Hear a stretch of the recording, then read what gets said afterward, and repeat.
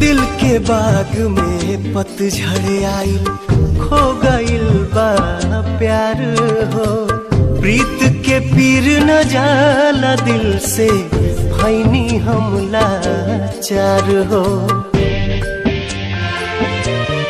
हाँ, दिल के बाग में पतझड़ आइल, खो गइल बा प्यार हो। प्रीत के पीर न जाला दिल से, भैनी हम लाचार हो। मेहिया के घर उजड़ गइल, चिरई के खोता जैसे। जान बिन बेजान भैनी, जी ही बोला कैसे। तू बतावना, समझावना, तू बतावना।